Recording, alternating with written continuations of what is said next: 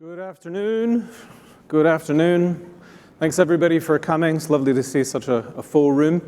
My name is Ian Myers. I'm a director of product with AWS's analytics group, and we're going to talk about data mesh today. We're very lucky to have a customer speaker in Travis from GoDaddy who's going to talk in detail about what they built. And I think it's going to be a pretty good deep dive for you guys. We're going to cover a modern data strategy that we're seeing our customers building and talk a little bit about the challenges that our customers are facing as they go to scale across their business and try and link that to why some of our customers are finding the data mesh pattern to be useful. We'll go into detail about the design goals of data mesh and the principles that organizations need to think about as they adopt it, and show you how you can build one on AWS, including a very deep dive with GoDaddy on what their architecture is and why it suited them so well. So to open, modern data strategy really needs to cover a broad set of your data sources and be expansive and inclusive of all the different types of operational data that you need to capture and allow it to scale with your business. And as it comes into your data strategy, we need to apply a strong catalog and governance model so that you can make sense of what the data is that you have and aid discoverability, as well as applying the security guardrails that allow you to scale with confidence. And around that, you build a set of analytics applications, machine learning, and integrate your databases and data lakes to store the data and solve the problem that you have at hand. This information all gets surfaced out to your end users, your business analysts, as well as your applications and devices that depend on better decision making, and we try and close the loop and bring those types of decision support back into the data sources to improve your customer experience. When applied to AWS, we start with a foundation on Amazon S3, the simple storage service. It's designed to store objects of any type with ultra-high durability and availability so that your data is safe and secure regardless of what type of data you have, and really to be able to scale with your business. And sitting around that, the AWS Glue catalog stores references to how your data is structured. We support a bunch of different file formats, and we treat your files that sit on S3 as tables that live in databases that allow you to organize your data and access it with a bit more structure than you would get if you were just dealing with raw files. AWS Lake Formation is our permissions layer that allow you to create fine-grained access controls against your data and to use tag-based security so that you're not just granting access to a database and a table to an individual, but instead describing your data through metadata that's stored in the catalog and then creating permissions policy based upon that metadata so that you can do security based upon whether data includes PII or its cost center, or what data protection regime it's subject to. And then Amazon Athena is our serverless query and Spark processing service.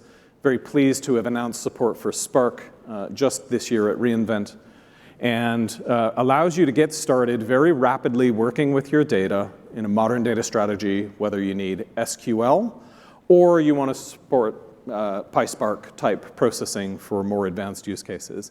Sitting around that then are a sphere of purpose-built services that include services like OpenSearch for log analytics and data discovery, more operational data sources like Amazon Aurora, which is a highly reliable and scalable RDBMS that's compatible with Postgres and MySQL, or DynamoDB, which is our fully managed NoSQL database. Offers predictable latency at virtually any scale. EMR gives you a lot of flexibility in how you customize your data lake processing and allows you to run Spark, Presto, Hive, as well as any type of software that you want to bring into the cloud for data processing. Redshift is our fully managed parallel data warehouse, supports both cluster-based and serverless models. And all of these services together are in aid of pushing data into SageMaker, where you can do AI, machine learning, build, train, and manage your ML models at scale. Across all of these services, first and foremost, security is job zero. And we offer lake formation permissions as well as a broad array of security services that help you to keep your data safe, secure, and understand its location and who's operating on it, whether that be CloudTrail for auditing, IAM for role-based permissions and access to the cloud, or services like AWS Shield and Security Hub for general account access. Durability and availability are part and parcel of storing data in the cloud. And with services like S3, we're designed for 11 nines of durability with a standard storage class. It means out of 10,000 objects, you could theoretically lose 1 in 10 million years. Durability guarantees that are backed up by active management of the quality of your data so that we can offer you the highest durability possible. Simplicity and ease of use is a renewed focus for AWS with services like Data Zone that we also announced at reInvent. We're trying to drive simplicity in how you catalog your data sets, how you can aid finding those resources and sharing them across your business. And that simplicity will be driven down also through things like our announcement of OpenSearch Serverless. And we're now able to support serverless options on all of our analytics offerings. Price performance continues to be a major focus of our analytics services, a key area where we differentiate and we relentlessly try and drive performance from the estates that we have through optimizations and are able to offer significant gains in performance year on year, whether that's in Redshift or EMR, and particularly investments in Spark. You heard some about data connectivity and integration. We announced that we have now more than 50 connectors for AWS AppFlow that allows you to synchronize data from SaaS platforms with your data lakes. And we also have support for more than 120 connectors in AWS Glue and more than 30 in Amazon Athena. We're trying to make it that all of your data can flow into the cloud and be processed with our purpose-built services. And last but certainly not least is a huge focus on data governance. You see services like lake formation allow us to have permissions, which is a foundation of governance. CloudTrail provides auditability. But over the coming months and years, we'll continue to invest in data governance controls that help you to create those security guardrails that in the data mesh pattern can be pushed down and federated into your business unit accounts so that your customers can innovate. So good, we're done. I wish. Certainly a challenge that customers face is more sources. Every year, with every new business unit, with every use case that comes on, there is more and more data. The variety continues to increase. And innovation in open source continues to drive new use cases.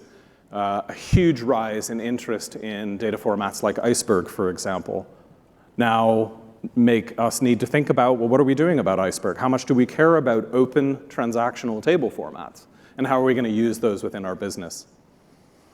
You are probably also onboarding more and more and more business units, each with disparate requirements. And I think it's fair to say that all of our business units today are all in on analytics in the cloud. And so you have to meet them where they are, including with very unique requirements that are specific to the business that you're in. And with this growth comes the need for stronger governance. Often, the challenges of more business units and more data can feel like it's in tension with the need for stronger governance. And lines of business have really made very big investments in data lakes to the point that in some cases, these are proliferating. And we have customers with tens, I've not seen anybody with hundreds quite yet, but raise your hand, of data lakes in the cloud, each from specific business units, each with different data, with specific requirements in the engines that they use to process data. And they can be very unique, making it more difficult to share data across those data lake environments. Some of the challenges we hear in this operational environment are around things like data discovery, being able to find the data that people need, wondering if the organization has a piece of data, knowing that it must exist, but where is it? Is it good quality? If you can find it, when was it last updated? Who owns it? These can be very difficult questions to answer unless you invest in a model that facilitates data discovery, and then, okay, this looks good, it's up to date, it's real, can I have access, please? Who do I call? How do I get that access? It can be very complex to build that workflow and facilitate sharing. So we certainly hear from some customers that they say, well, this is so hard, we need to centralize everything. We need to get everything into one place. And that can be an effective strategy. It really depends on your business. But this can reduce the friction. Increase the friction. Important point. You can increase the friction to get everybody into one way of doing things. We started from a place where business units were able to innovate in the cloud independently of each other. And now we may find that we're trying to constrain how they work and create something that ultimately could be not suitable for one size fits all. They can be complex to scale. They can be difficult to offer a consistent set of tooling. And if you are able to offer consistent and up-to-date tooling, it isn't always what your end users need. You may have a particular business unit that needs something very exotic, unproven. And then how do you bring that into a centralized environment in a durable and accessible way? There's one other thing that happens. Data is being shared, you just don't know it. Based on relationships within your organizations, folks are striking up sharing agreements. They're allowing direct connectivity to databases in an ad hoc and kind of ungoverned way, which can increase the risk of breaches. You need to be able to audit and understand data access across a highly federated environment. One of the other challenges is that there are organizational constraints that make it hard to get the types of projects done that we need and to facilitate data sharing. And I had this quote, this direct quote from a customer, and it stuck with me. Everybody wants to be a consumer. Nobody wants to be a producer. And that is a consistent problem that we hear. The benefits of being a data producer are often realized by other parts of the business that are not directly attributable to the producer's efforts and investments that are made. And so organizational incentives and how you think about data sharing can be one of the most important things that you do as you develop and evolve your modern data strategy in the cloud. So why data mesh? Why would we think that this could be a path forward? Well, firstly, it acknowledges and helps us to leverage the investments that have been made in these independent platforms. Rather than saying the only path forward is centralization, we say, yeah, those things are out there and they're good and they do what they do, and we're going to realize the benefit. We're going to treat them as a data domain. We then have to figure out, how do we interoperate?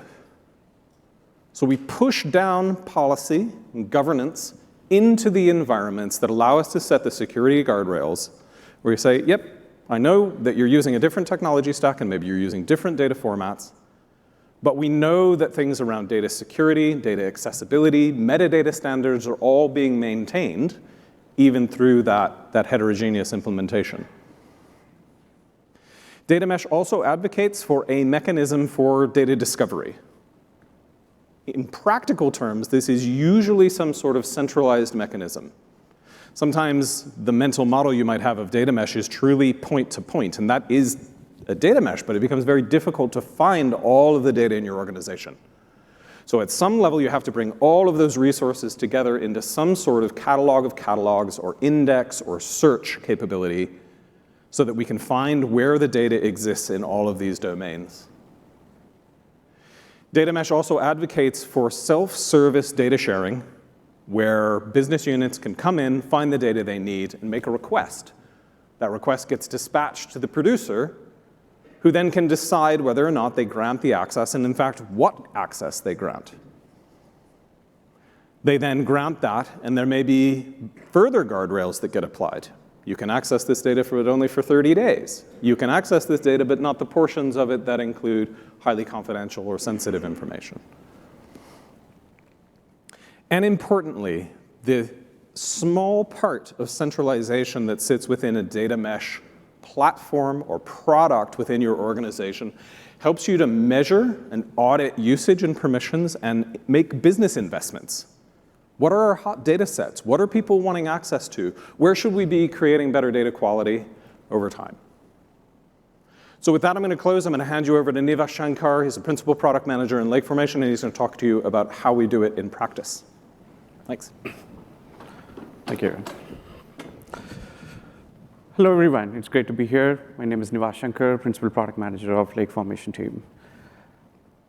As you've seen the challenges, like what customers have said to us, what is the need of going towards a data at a scale operated model, governance, and also having a self-serve capabilities. Let's also take a moment to understand what are the design goals, where did this principle actually originated from, and what is the architecture pattern that AWS recommends to build on AWS. So let's deep dive into some of the aspects of the core principles. Sorry, take it more fast. All right. Credit to the ThoughtWorks and the Zamak team, because she's the one who really narrated this idea of data mesh in 4 key principles, and she also talked about very well in her how those principles are being formulated to be able to derive a design thinking on the data mesh pattern. So as you have seen the first challenges of the scale, we need an autonomous positioning of data to be owned by data owners. So how would we do that? Like how would we have a responsible data owners know where the data is stored, where the data is governed, and how the data is being shared? So that advocates a role for our data owner personas in this model. First. Second, as they really go along and build this organization of data, domain ownership, and decentralization of data, they also need help to be able to productize the data, which is exactly the core value of where the data belongs to, right? As you really going and transforming your raw data, enriching the data, but at the end of the day, as the consumers wanted to see it, they wanted to see only what is the value of this data that I'm going to get from it. So they use personas like data engineers to be able to cleanse, transform, and make it available in the catalog so that it's able to discoverable and it's able to shareable to the end consumers. Third, the very important part, as we have this decentralization thinking of how data owners able to go set up their environments, data engineers go build the products, how would we still formulate a theory that you need to be able to provide a federated governance by domain owners so that they know how they are operating their data access, how they are onboarding the data, and how they are granting access to it. So that advocates for a data governance council, which you will see from Travis, that how they build their data council team to be able to manage those data set sharing between producer and consumer model. And third, as a self-serve principle, every consumers need not have to be able to submit a request in an ID system and then wait for like a week to be able to get access to it. Now, how would you democratize that? How would you make sure that the catalogs are easily available and accessible to end consumers? As a generalist, so they would just come in and know, oh, here's a set of data sets, I need to be able to access it. And then once you go see the catalog that really makes them interested in it, and when they submit the access request, how would they be able to get the access back so that they would be able to ready to run their use cases like data warehousing use case, machine learning use case seamlessly. So if you really take those 4 principles, and that's exactly what ThoughtWorks in the Zamak's book was really indicating it, driving towards the data at a scale, providing a federated governance access to manage those independent, decentralized data domains, and then making the platform of the data accessible for consumers to be able to move in a self-serve manner. Next, as we go into this, taking these challenges, taking these principles, now looking at the idea of the design goals. Now, what is that we need to do in building this in AWS environment? First thing, as we really go into this data domain setup, each organization has to get value from the data. So that's so that they are really coming away from the centralized bottleneck that is creating for us, as Ian pointed out. Second, when the business starts to create the data product, they should be able to support their top strategy goals so that they have complete autonomous and ability to able to provide their business customers how they can able to really quickly spin up an application, analytical applications, and able to serve to their consumers' needs. As they do along in this model, like every domain owners comes and builds a platform in their own setup, how would you still maintain from a security organization standpoint, the governance is not decentralized? Can we really maintain a consistency of where the data is stored properly, how the catalog is accessible, and also how the policy is being granted to the consumer's method? And also, you're truly encouraging by this design goal is that the data-driven agility, right? Like every business owners, every data stewards now have this autonomous to go build their platform, and they now have this more thinking around, oh, I can go build more applications around it. I don't have to now depend upon IT architects to be able to grant access to this S3 buckets. So now I have this more platform-based approach to be able to set up my own domain, own catalog. It's really enriched, it's really protected, and it's really been owned by me to be able to grant access to do so. And then as all these things comes along, then it makes the sharing of the data product much easier. So they are only obligated to be able to share their own data sets they manage instead of managing somebody else's domain data. So you could think about from a data mesh angle, each domain owners would have their own catalog, and they would be responsible for their own data sets to be able to share it. So keep this design goals and principles, and you will see that how it is represented in an architecture to be able to implement in AWS. As you've seen the strategy of talking about various data lakes, data warehouses from Ian's slide, let's just look at it from an architecture standpoint. What does it mean? What is that? You have to take the strategy and break it down into modern data architecture. Each of the representation of the lakes and the data warehouse here contributes our own set of data that the business wants to operate on, and they make a domain. It could be a data in a lake, it could be data in a data warehousing, it could be data in a relation database, and somebody wants to run a machine learning model, and they want to store their assets, and they want to keep that consistently within the domain. So that domain, you could think of each line of businesses maintaining their own domain-specific centric data. So as the domain is formulated, the next thing is some of the data could be inbound and outbound to some of the data stores or within the data lake or data warehouses model. So it really makes your scalable use case around, I want to be able to share my data from data lakes back to the users who are running a data warehousing use case, or vice versa. And how would I take my data from an RDS instance and be able to share it back to my data lake data so that machine learning is able to run the transaction data and able to run around it. So in that mode, then you want to be able to do the first thing is the data sharing. So the first operation within my domain, how would I take the data assets, data products, and be able to do a data sharing? And within that, how would I enforce the unified governance, which is, again, through a lake formations that we saw in the strategy perspective. And then how would you now make all the consumers to be able to discover what is available in the data domain across the board so that they have one single unified view on what that catalog represents and what does that means for their use case to be able to drive it. So that brings up these 5 key areas from an architecture pillar standpoint, which is you're really focusing on building a scalable data lake and data warehouse. Second, you're really going after not specific to that, but also building a purpose-built data stores within that data domain construct. Third, using those data products, now we are really going towards mechanisms to enable data sharing from a producers to consumer model. Then you're formulating a unified governance around how domain owners are managing those data sets and how consumers are getting access to those data sets. And third, you're making it easy for all the data to be discoverable so people can able to request access and manage their use cases around it. How many of you heard data zone? So this recent launch has been data zone, and there's a lot of talk around it. So I want to really take that point of view from where we were with towards the data zone method and how AWS can able to solve that point of view around it. So this is one representation of logical architecture, how data mesh should be perceived in an AWS environment. Think of all the lower end of us is all the data domains, which producers able to manage their data sets in the data lakes and data warehouses so that they maintain the consistency of what that data means, how the product is maintained, and what's the value of the data. So they maintain all the ownership perspective to it. And they could have multiple domains within that nature. So it could be line of businesses, it could be n number of businesses who wants to secure their own data lake and data warehouses within it.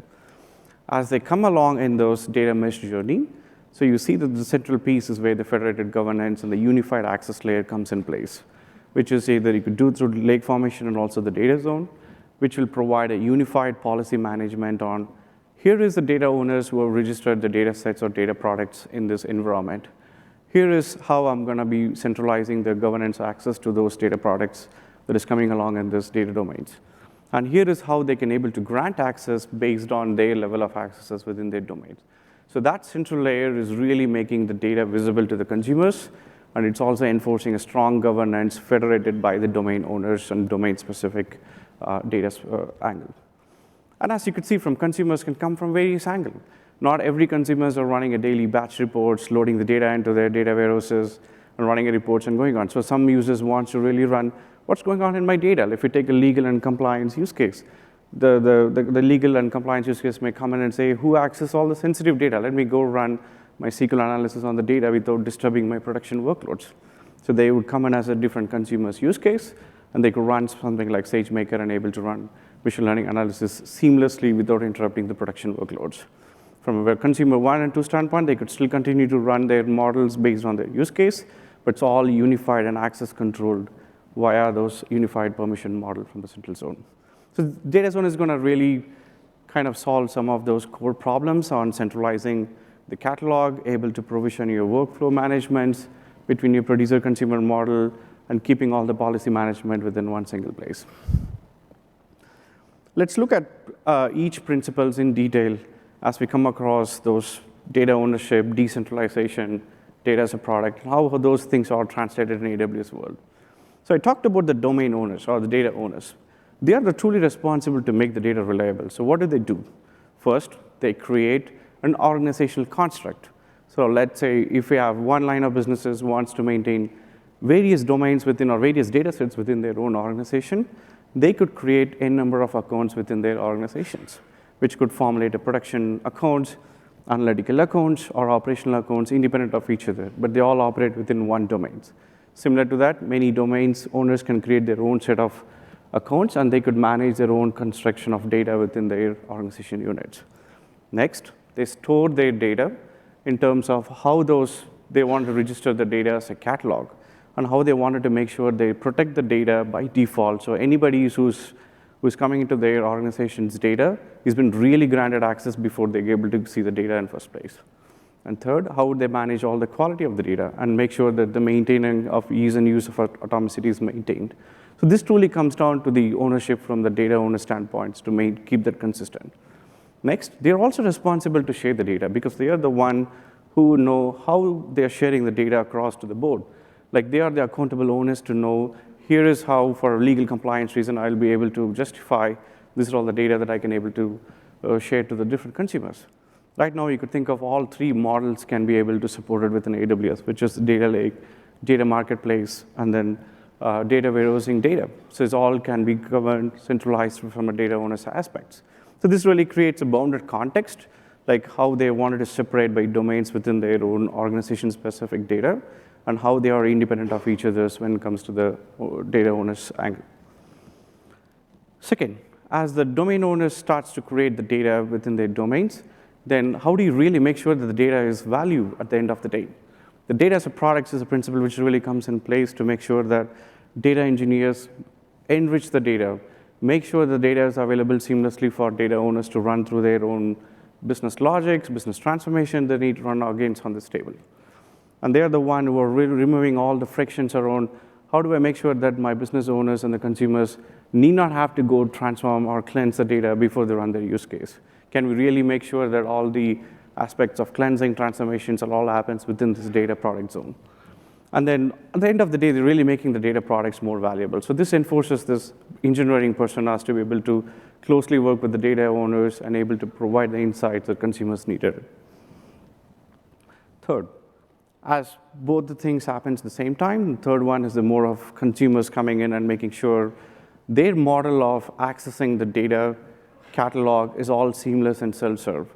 Once it is shared as more of a select only or describe only for consumers, they could see what data sets exist in what domains and how they can able to request access to certain domains data that they're interested in, and how they can able to now access the data after the policy has been set and been granted access to do so. So this really makes it more easy for any generalist kind of users to not worry about what type of data sits in S3, Redshift, RDS. I don't need it. I just need data to do my own work. So this platform thinking makes that, the design thinking makes that easier for consumers to say, the data is available in a catalog, go use it. Now you could run your own type of instances, compute engines, to be able to run according to your use cases. And then all the abstraction of the complexity is all taken care of behind the scenes between data owners and engineers and et cetera. So that way, they don't have to really worry about, can I plumb the data constantly? Let's just say domain owners change the data. Do I need to worry about requesting access to domain owners to say what changed? No, all the data of changes seamlessly behind the scenes should be reflected to the consumers. And we make sure that that principle is covered in that too. Third, the federated governance. This is more interesting for the security folks.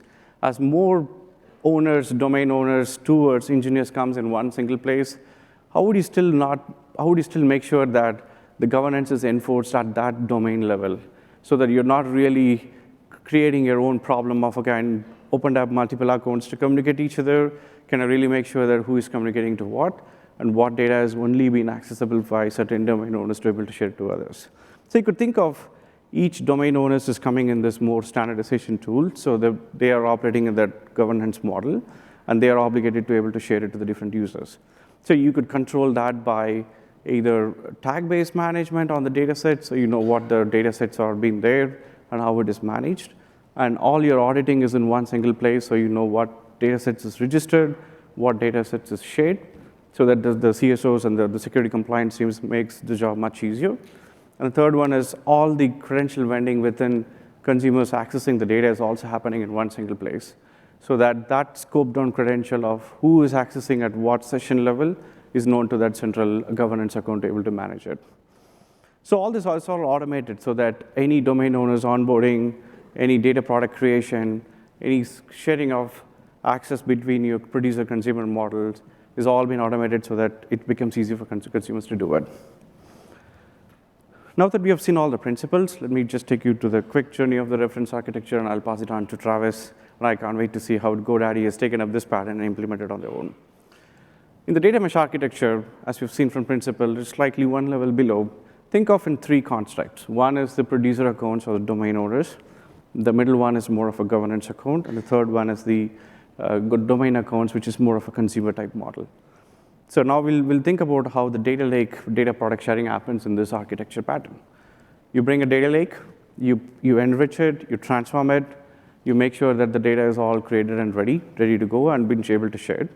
The first step you do is you register those data locations and data catalogs in central governance account, which is to populate all the data, and you make sure all the tables, columns, and metadata definitions are all in place.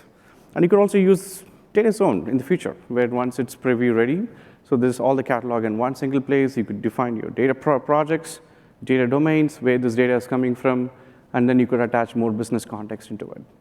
Once it's registered and populated, then you share those data tables back to those producer or owning accounts, and those catalogs are populated with the same information, but governed and approved through a governance account.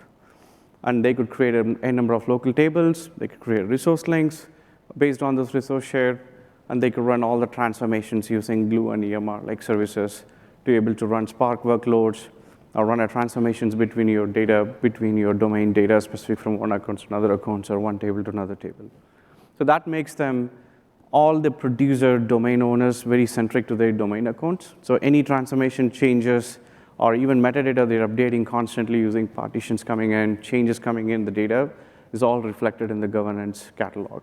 So that there is another stream of workflow that needs to happen between producer domains and the centralized accounts to know what changed, how things have transformed it. This is all the work that Lake Formation does behind the hood to be able to know the catalog change management between accounts. So this cycle completes the domain ownership setup. And now if the domain owners decide to share the data to the consumers, so they would go and choose this set of tables that the consumer asked to access for, and they would go share those respective tables or the database level, or even at the fine-grained access level control to the consumers, which means that catalog tables will get populated in the consumer account, and they will have their own set of catalogs. Now think of this way, right? So the data is now stored in one single place. You've not really copied the data. You've just enabled the mechanisms to be able to scale your data access from an account to another account, all through federated from individual ownership standpoint. So once consumers see this in their catalog, then they create their local databases, and they create all the permissions for their analyst or consumers' personas, and then they can subscribe and then can able to query the data products like query engines like Amazon Athena and Amazon Redshift Spectrum. Who have seen the new announcements on Marketplace being formulated into the lake formation? This is one of the newest launch we did in this reInvent. And now, we could now create the data products. If you want to monetize the data within your organization or externally to the organization, you could bring that into the governance account. Now, lake formations can centrally govern and manage permissions to all the subscribers. So that way, all your data lake data can be shared using this primitives between your governance and producer and consumer model all through centrally. Now, the same way, a number of domains can onboard the data sets in the same model. So now you could see that how those are scaling by the domain-specific owners onboarding the data in the same type. And also, there's a number of consumers can now come and request access to the data. So it's all happening behind the hood. So this means both producer and consumer model will scale, and centrally, the federated governance would still enforce all the access policies for the producers to be able to manage permissions and consumers to be able to get permissions.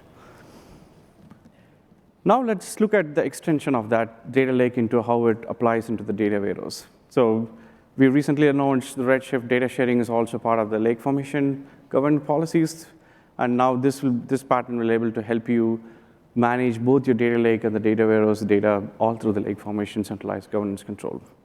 First, like you did on the previous reference pattern, you onboard your data lake into the central account, populate the catalog in a data zone, and then make sure your domains is registered and your data locations are registered. In a similar way, now you could bring your Redshift data share table also into those governance account, which will have all the tables that you've tagged as a Redshift data share table within governance account. So now we have one different catalog coming up from the same domain, one with the data lake information, another one with the data warehouse information. Now, the same domain owners are responsible to transform and enrich within their own accounts, which means any changes they're making into their catalog is seamlessly known in the central governance account to be able to understand what the changes are, and those relationships between domains and governance are intact. If they decide to share those data sets back to the consumer model, then they go grant access to specific database or tables, or even a defined grant access control to a consumer account. Consumer gets a catalog, and then now they could use that catalog to be able to grant access to their consumer's model to say, here is of the Redshift, and here is of the data share they can able to manage, operate on. So this way, you can combine both data lake data and a data warehouse data all within this pattern. So that brings an idea on how the challenges were formulated, what our design thinking are, and what's the reference patterns that we really seen to build in AWS. A similar pattern is what followed in GoDaddy. So with that, I'm going to pass it on to Travis, and then see how he ran a journey with the AWS in building this data mesh architecture. Thank you.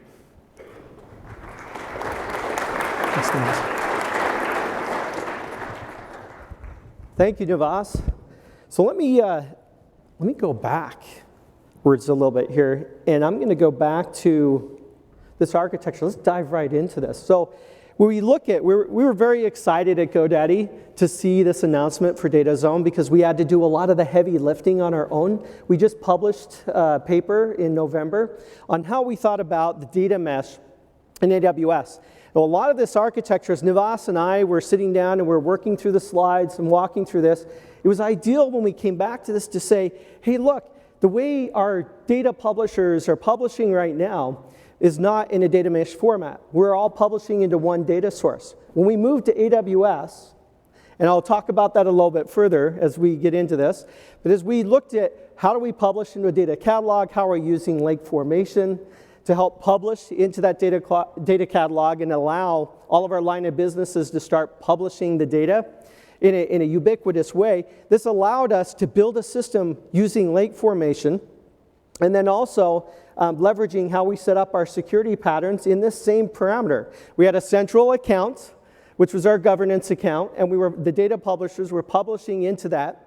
we had a catalog. Now, we use a couple of different catalogs. We have, and I'll mention that a little bit further in as well, but using the Glue catalog, we also use Elation as well for our dictionary and our catalog pieces. We had a central place where we understood what all of the data products were that we were publishing.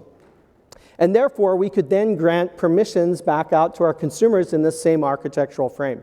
And that enabled us to then publish into this through RAM shares and allow for the consumers to subscribe into these data sets and then to be able to build on top of that using Redshift and pushing that up into various formats. So, diving right into this is amazing. When we saw the announcement for Data Zone, and we've been looking forward to that as well, we're excited to see that come forward because that enables us to remove some of that heavy lifting that we've had to do at GoDaddy and then to rely on Data Zone as we set up the contracts between producers and as we set up contracts with data consumers, and enabling this metaphor that consumers and producers can operate together in a seamless way without having issues with access patterns and being able to get access across multidimensional data sets. So I thought that was really interesting. Thank you, Navas, for the great collaboration, and it's been great partnering with Amazon on this. I'm now going to go back. I'm going to talk a little bit about GoDaddy. As we have looked at what our mission is, our vision, our mission, our whole purpose is enabling everyday entrepreneurs. How do we think about those small businesses? And how do we help those small businesses to thrive? Well, at the root of that, in making these opportunities, is data. And we've realized that as a company.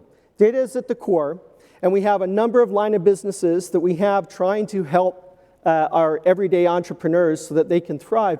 But we find that we're adding more and more products. We're adding more businesses. Just to what Ian was talking about, we're adding more data. We're pulling data from different sources. And so as we look at empowering entrepreneurs, our first step on this is ensuring that we're able to manage the data internally throughout multiple producers and consumers. But by thinking about that at the next step, eventually, and in some cases with our Project Venture Forward, we're already sharing data out with community leaders to help incentivize local businesses to grow. So when we think about a data mesh, it truly is expansive. It isn't just about internal operations for GoDaddy. It's helping us to arrive at our strategy, which is enabling and building seamlessly intuitive notions for everyday entrepreneurs so that they can become profitable, so that they can take advantage and leverage the tooling, the data, the applications that we're providing to them as well. So that's very exciting when we think about how do we help build that economy at scale through GoDaddy and driving this to our customers. So how do we accomplish this? There's a couple of things that we think about at GoDaddy. We often talk about digital identity. Of course, we're a domain registrar as one of our root functions, but we obviously do a number of other things. We think about that digital identity in the domain. How do we think about extending that from a domain-specific piece into emails, into social presence, into websites? How do we think about now what our digital, our connected commerce is, and how we think about connecting payments and payment instrumentation to our customers to enable them to drive ubiquitous presence. So you think of this as a funnel. We start oftentimes, what you do, hang a shingle, start a business. First thing you come up with is your domain. Then you advance into building out your email, your connections, and then you build into your websites, your social presence, and then your payment pieces. So as we think about this at GoDaddy and helping to drive this from a business perspective, that enables us to drive a lot of that business for small businesses so that they're able to very quickly get in to manage their systems. Now, this is part of how we think about our data progression as well. We have all of these multifaceted domains that are incoming through that. And we're going to talk a little bit about a customer journey and do a little bit of a deep dive from that perspective. But just really quickly, 21 million customers. We have multiple, 84 million domains. And we think about what we're driving, and the benefits that we want to do is how we think about customer acquisition paths, how we think about customer churn out, how do we help bring customers together on that, and then help those customers to build their customer base as well. So, quick note on this is we've worked with Amazon for the last 5 years. It's been an amazing ride as we've thought about this. I'm just going to point out a couple of things and move on to the next section, which is really in 2020, we started on this huge journey. And that journey was moving from Hadoop to AWS. It was the most significant migration that we did at GoDaddy. It was very significant as well, I hear as well for Amazon. And how do we think about bringing that lift and shift over? And we can talk about that after the session if you have any questions along those fronts. Well, it's been a great journey. We expect to continue that journey going forward. So, data mesh. How do we think about this from a customer clarity standpoint? How do we ensure that any of our incoming customers are able to access the facilities that they need, and that all has to be rooted in data. So we think about, as we come in through the data, thanks Navas for kind of walking us through that process. What do we think our instrumentation patterns are? How do we think about our telemetry, the preparation and the augmentation for the data? You start looking at things like GTMSS and front door and traffic coming into the system. You're looking at different elements with going to server-side versus looking at client-based, cookie-based systems. How do you bring a lot of those data sources in together, as well as coming together and facilitating other data purchases that are coming into the system, as well as other telemetry that our applications are doing? And that helps us to enable how we think about this journey for our consumers. Once we get the data in through that position, then we start thinking about the interactions, the governance, and we'll talk a little bit about that as well, that helps to motivate how we think about discovery and exploration of our data systems. Ultimately, we have many domains within our system, and that is, we think about our insights and our sharing platforms and how we're driving towards that, helps us to think about, in the same context, building better systems that enable this ubiquitous access by consumers, and then the ability for data producers to own their own data and push through this. So let's look a little bit about a customer journey. As you see here, we have a number of different fronts. As we think about incoming customers, there might be users, might be potential customers, they might even be bots that are coming through the system, or return users. How do we think about that flow in through this particular case? We're looking at managing properties. So how do we think about the products that we're managing, the telemetry that we're pulling out when we look at campaigns that are coming in through the system, or as we think about any of the data that we're inflowing from our telemetry? That then moves us into product engagement. How do we think about the engagement of our customers in the product? How many websites are they spinning up? How are they thinking about those particular patterns? And then ultimately, how we think about the first milestone use.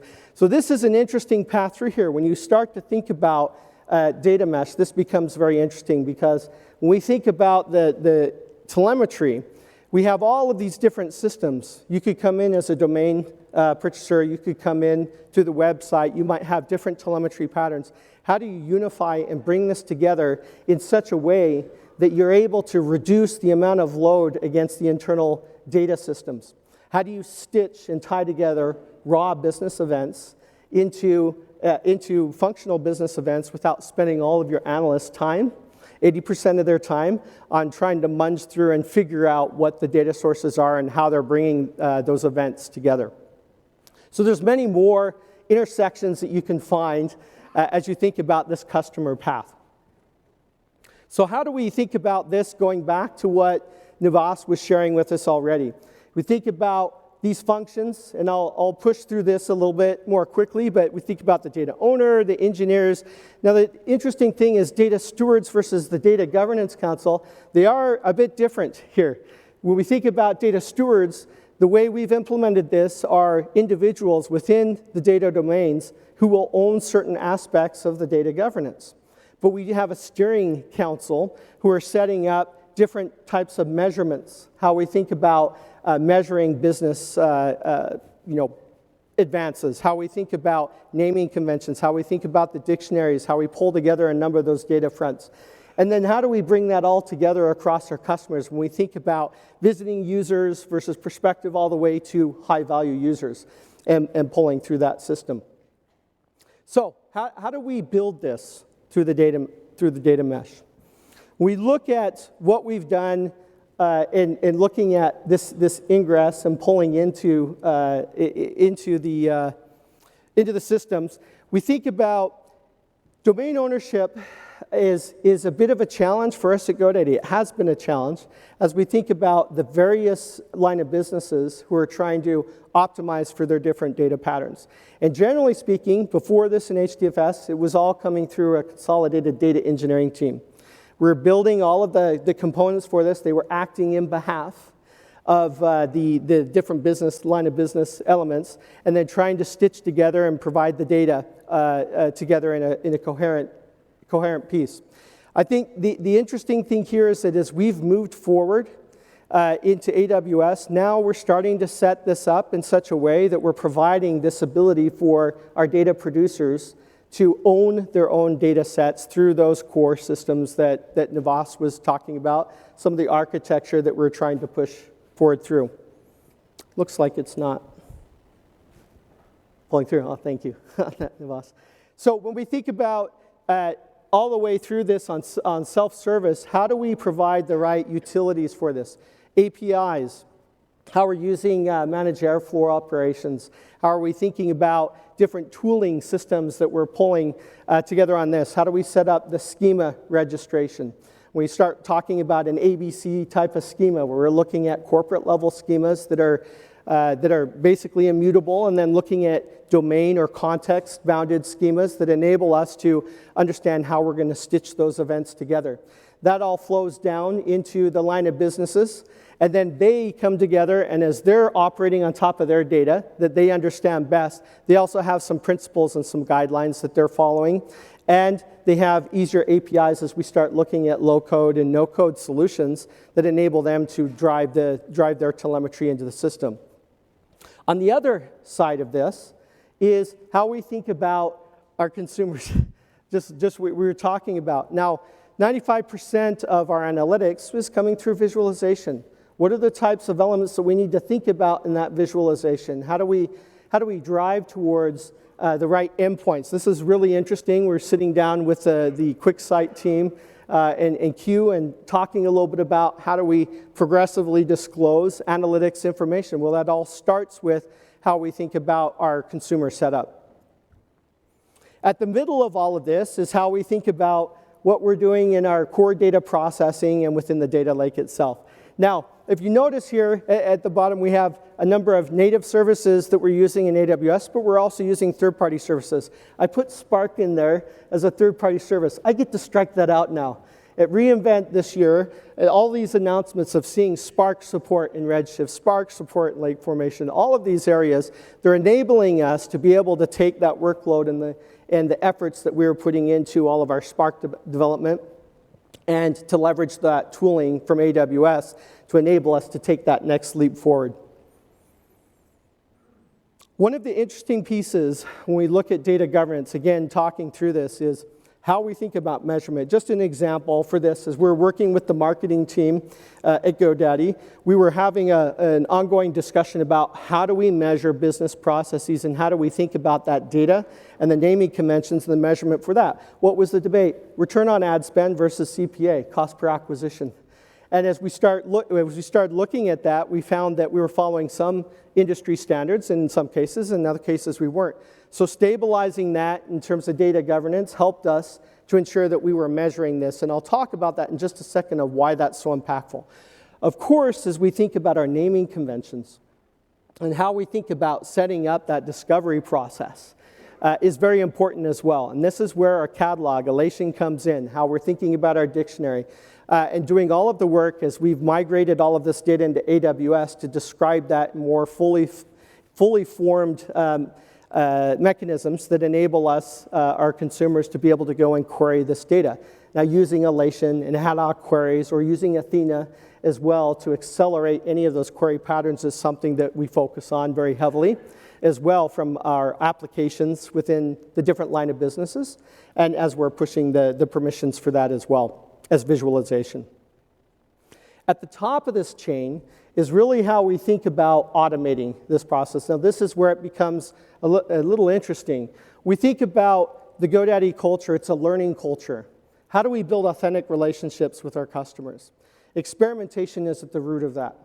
Experimentation is another producer, data producer and consumer. How do we think about getting to statistical significance on lift tests that we're driving across our customer base? How do we look at all of the manual tests that we're driving to that? That's another feed into the data producers. Now, there is a little secret here. I love that Ian said that, because in the beginning of the presentation, I've heard this many times before, which was data producers, they want to be consumers. They don't want to be producers.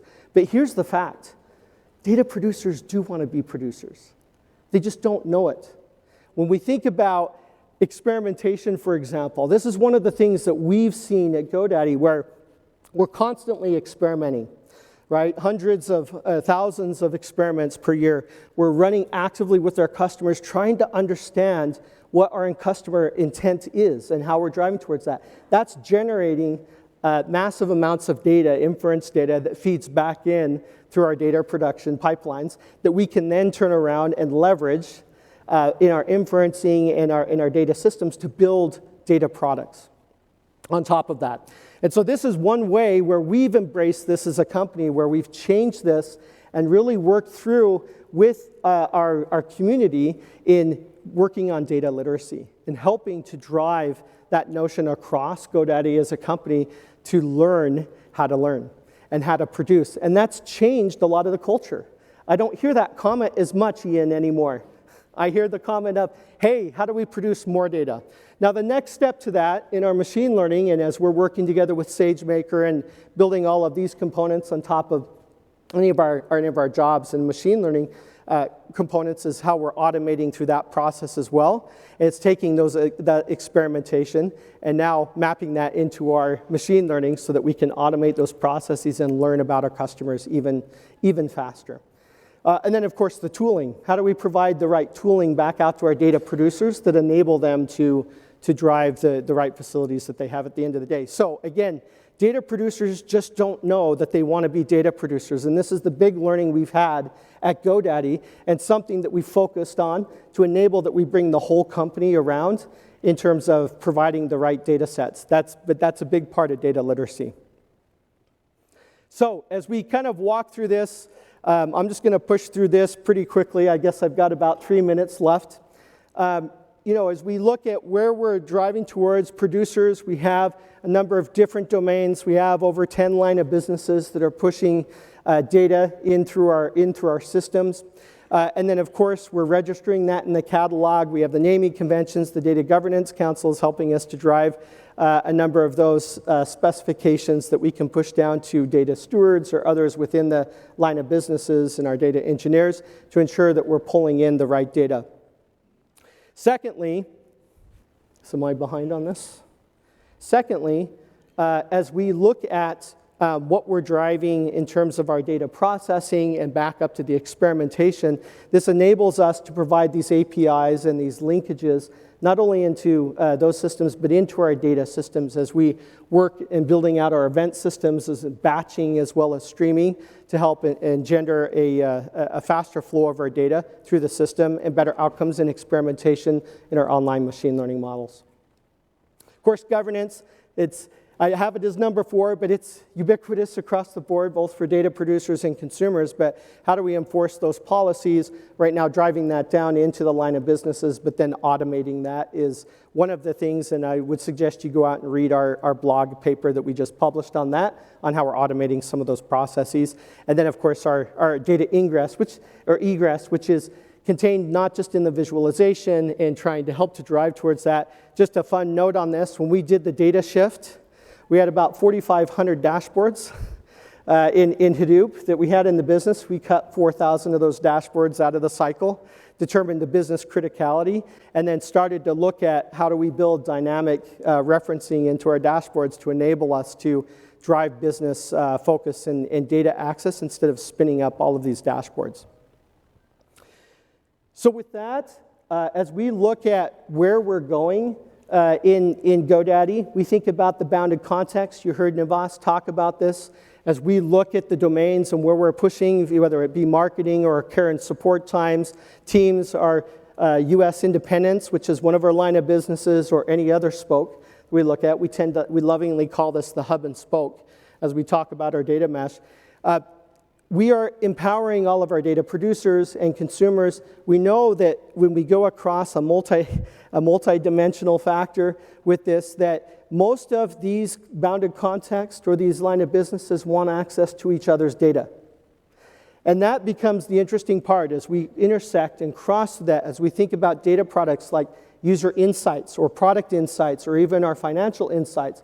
What those overlays are in the data products have to traverse all of those line of businesses in order to be effective, in order for us to build those authentic relationships with our customers and connect the dots in the data mesh.